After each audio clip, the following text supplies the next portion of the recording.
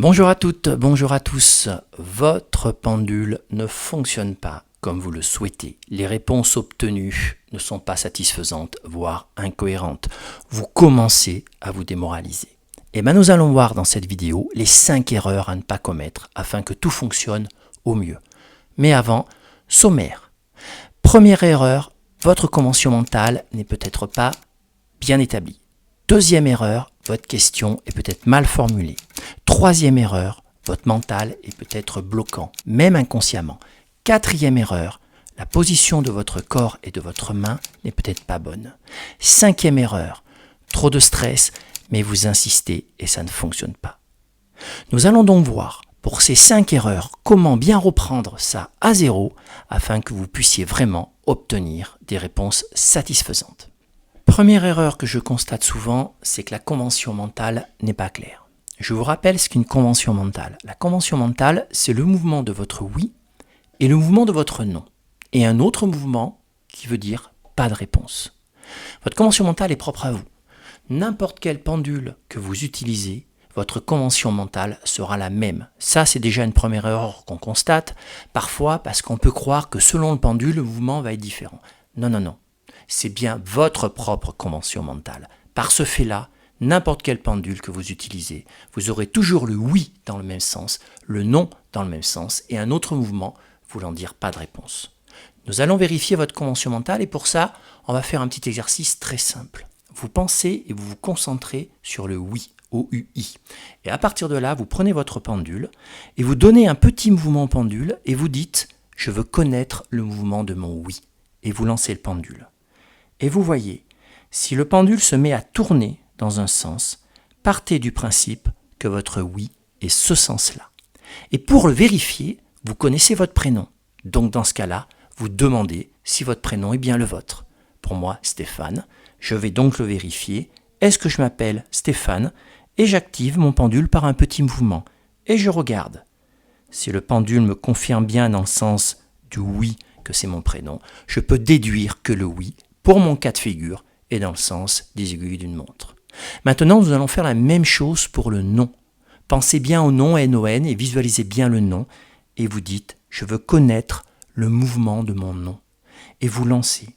Et vous allez voir que le pendule a de fortes chances de prendre un mouvement différent. Dans mon cas de figure, c'est sens contraire des aiguilles d'une montre. Donc je vais le vérifier avec un prénom qui n'est pas le mien, par exemple Pierre. Est-ce que je m'appelle Pierre? J'active mon pendule par un petit mouvement et je vois de suite que le pendule se met à tourner dans le sens contraire des aiguilles d'une montre. J'en déduis donc que mon nom est dans le sens des aiguilles d'une montre. Et puis si je pose une question, si mon pendule ne bouge pas, cela veut dire que ma question est mal formulée, mais nous allons le voir plus tard. Cette convention mentale est très importante. Si elle n'est pas très claire dans votre tête, vous n'aurez pas les réponses escomptées et précises. Donc la première base en radiesthésie, c'est bien d'établir son oui et puis son non. Je vous rappelle juste en quelques secondes comment cela fonctionne. Lorsque vous vous posez une question, vous allez mettre ce qu'on appelle une onde pensée, une fréquence, qui va aller jusqu'à l'objet ou la personne concernée, qui va rentrer en résonance et qui va vous revenir de manière instantanée. Et ce retour fréquentiel va activer chez vous un petit mouvement neuromusculaire inconscient qui va donner ce mouvement au pendule. Ce n'est pas le pendule qui tourne tout seul, c'est bien vous et vous seul qui faites tourner le pendule. Donc la question est très importante, nous allons le voir plus tard. Mais il est très important de se poser cette question et de bien avoir établi son oui ou son non pour pouvoir lire la réponse. Le principe de la radiesthésie, c'est de la physique micro-vibratoire. Donc, on émet une fréquence, cette fréquence rentre en résonance, nous revient et à partir de là, déclenche un mouvement inconscient neuromusculaire qui va faire que votre pendule va prendre un sens de rotation ou un autre. Ces deux sens, il faut qu'ils soient très clairs pour vous. Dans la grande majorité des cas, le oui et le non seront deux rotations différentes. Mais parfois, votre oui et votre non peut être aussi un autre mouvement. Dans ce cas-là, il n'y a pas de souci, vous regardez bien ce mouvement et vous le mémorisez.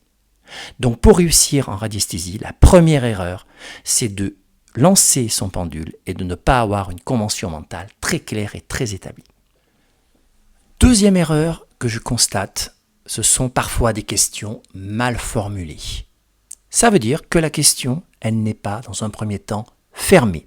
Si vous utilisez votre pendule sans cadran, un cadran c'est un demi-cercle où vous avez, ou un cercle, une multitude de graduations et le pendule ira se poser sur une graduation. Mais si vous lancez votre pendule dans le vide, que vous n'avez pas de cadran, les seules réponses possibles sont « je ne sais pas », pas de réponse, ou bien « oui » ou bien « non ». Donc il faut absolument que votre question soit fermée, c'est-à-dire que la réponse soit absolument « oui » ou « non ». Un exemple tout bête, si je prends mon pendule et je me dis « comment je m'appelle ?» ce n'est pas possible, vous n'aurez pas de réponse. Si je prends mon pendule et je dis « est-ce que mon prénom est Stéphane ?» là je vois que je peux avoir une réponse par oui ou par non. Donc quand c'est un peu compliqué, réduisez à plusieurs questions et à chaque fois ces questions, il faut bien qu'elles soient fermées, que la réponse soit oui ou soit non. Donc la formulation de la question est essentielle. D'abord pour envoyer l'onde fréquence que je vous ai dit tout à l'heure, mais ensuite pour avoir une réponse claire oui ou non. Autre petit point d'erreur, en radiesthésie, nous ne pouvons pas lire l'avenir. Pourquoi ? Parce que c'est avant tout de la physique microvibratoire et elle est soumise à l'espace-temps.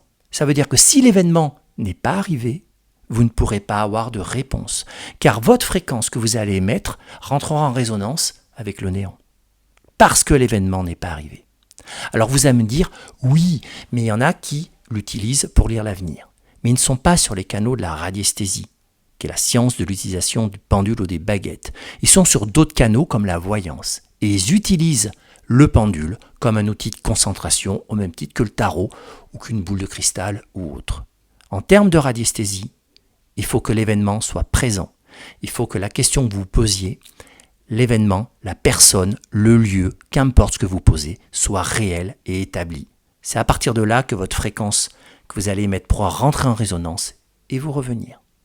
Donc souvent, il y a des erreurs en radiesthésie, tout simplement parce que soit la question est mal formulée, elle n'est pas bien fermée, c'est une réponse qui peut être ni oui ni non, ou entre deux, donc forcément c'est compliqué, ou soit vous essayez d'obtenir des informations qui n'existent pas.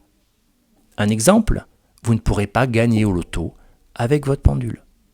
Par contre, vous pouvez tenter de jouer sur un cheval dans une course de PMU. Pourquoi ? Parce que le cheval existe et avant la course, vous pouvez mesurer soit son taux de vitalité, soit son taux de stress. Car l'événement est là, la vibration du cheval existe réellement et ça nous pouvons le mesurer. Et ensuite, ça peut avoir une incidence sur la course. Donc la question, c'est vraiment aussi le deuxième point où parfois je constate des erreurs. Soit c'est mal formulé, soit ce n'est pas cohérent avec la recherche en radiesthésie. Donc soyez très vigilants par rapport à ça. Troisième point d'erreur que je constate également très souvent, c'est un mental qui bloque ou un mental qui prend le contrôle. Ça veut dire quoi ? Ça veut dire que si vous êtes convaincu de la réponse ou vous avez de l'émotionnel qui rentre en jeu, vous allez voir que votre inconscient va prendre le contrôle de votre poignet et donner un mouvement au pendule par votre oui ou par votre non. C'est ce qu'on appelle l'autosuggestion. Et l'autosuggestion, en radiesthésie, c'est l'ennemi juré numéro 1. Si vous êtes convaincu d'une réponse ou si vous avez envie d'entendre une réponse, vous pouvez être certain que votre pendule va partir dans le sens que vous souhaitez. Donc pour ça, il faut avoir une réponse très vite. Pour contourner l'autosuggestion, que je vous rappelle, c'est vraiment l'ennemi numéro 1, c'est compliqué l'autosuggestion en radiesthésie. Il y en a plein qui se démoralisent avec ça. Il faut avoir une réponse rapide. Et pour avoir une réponse rapide, on a une petite astuce. Souvent, vous prenez votre pendule, vous posez la question et vous attendez. Et au départ, quand on démarre, le pendule va rester immobile pendant un certain temps. Et puis ensuite, il va avoir des petits mouvements. Ces petits mouvements, vous allez les regarder, les interpréter. Et puis vous dire, ah oui, peut-être que. Et là, votre mental prend le contrôle. Et automatiquement derrière, vous aurez une réponse nette. Ça, c'est tout faux. Donc, afin d'éviter ça, ce qu'il faut faire, c'est poser votre question. Et une fois que vous avez posé votre question, vous lancez votre pendule. Pourquoi ? Car si vous donnez déjà un mouvement à votre pendule, vous allez voir que très rapidement, comme il est déjà en mouvement, il va prendre un axe sur la gauche, un axe sur la droite, lui donnant une rotation dans un sens ou dans un autre. Et cela permet vraiment d'avoir une réponse rapide. La règle en radiesthésie, c'est une réponse en moins de 3 secondes. Si votre pendule stagne et vous attendez plus de 3 secondes, souvent le mental va prendre le relais et le contrôle et vous donner une réponse erronée. Donc à partir de là, activez toujours votre pendule en lançant votre pendule devant vous de la sorte. Vous posez la question, vous lancez le pendule dans la foulée et généralement sous 3 secondes, vous allez constater qu'il part dans un sens ou dans un autre. Parce qu'il a déjà un mouvement, ça va aller beaucoup plus vite et il va partir dans le sens de votre oui, de votre non très rapidement. Votre mental n'a pas le temps d'interférer et vous verrez que la qualité de réponse sera bien meilleure. Quatrième erreur que je constate régulièrement quand j'organise des formations, des stages avec mes élèves, c'est le positionnement. Il y a quelques règles. D'abord, on ne croise pas les jambes lorsqu'on fait de la radiesthésie et j'en constate plein. C'est inconscient, mais il ne faut pas croiser les jambes. C'est très important de bien garder les 2 pieds au sol et ne pas croiser. Tout simplement parce que ça bloque la réception de cette petite fréquence qui rentre en résonance par rapport à votre question, comme je vous l'ai établi tout à l'heure. Donc, on ne croise pas. Deuxième point important, on ne pose pas le coude sur la table. Lorsque vous aurez l'habitude, il n'y a pas d'importance. Mais lorsque vous débutez, gardez toujours un espace entre le coude et la table. Pourquoi ? Parce que si vous posez le coude, ça va tellement stabiliser votre poignet que cela peut bloquer le mouvement neuromusculaire inconscient très subtil. Quand vous avez votre main plaquée comme ça, ou le coude, vous êtes moins sensible à des mouvements inconscients. Du coup, vous ne posez pas le coude. Ensuite, le point d'erreur que je vois souvent, c'est que parfois on prend le pendule par le bout parce qu'il y a une petite boule. Non, prenez un pendule plutôt court, 4-5 cm. Pourquoi ? Parce que si vous le prenez trop long, le temps que votre mouvement subtil se répercute au pendule, il va se passer de nombreuses secondes. Et ces nombreuses secondes, c'est une faille pour votre mental et l'autosuggestion, et afin de perdre le fil et d'avoir une réponse générée par le mental. Du coup, très important, prenez votre pendule à 4 ou 5 cm, ne posez pas le coude, ne croisez pas les jambes et vous verrez que cette position sera vraiment la meilleure pour pouvoir utiliser votre pendule. Le dernier point que je constate souvent, c'est trop de stress. Si vous êtes dans un état de stress, vous n'avez pas confiance que votre pendule ne réagit pas, il faut mieux le laisser poser et reprendre quelques instants plus tard. Ne faites pas de pendule quand vous êtes énervé et surtout énervé après votre pendule.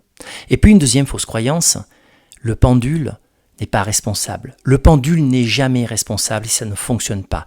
C'est vous et vous seul qui bloquez. Parfois on dit « oui mais ce pendule ne veut pas de moi ». Non, c'est pas vrai. C'est que vous n'êtes pas dans de bonnes dispositions. Le pendule c'est un petit peu comme la voiture. Quand vous démarrez le matin pour partir, vous ne demandez pas à la voiture « est-ce que tu veux m'amener au travail ?» Non, vous mettez la clé et vous partez. Eh bien, le pendule, c'est exactement la même chose. Vous n'avez pas besoin de lui demander l'autorisation. Mais après, il est important de travailler avec des pendules qui vous plaisent, bien naturellement. C'est-à-dire qu'il y a certaines formes de pendules qui sont plus adaptées pour certains travaux, mais aussi par préférence.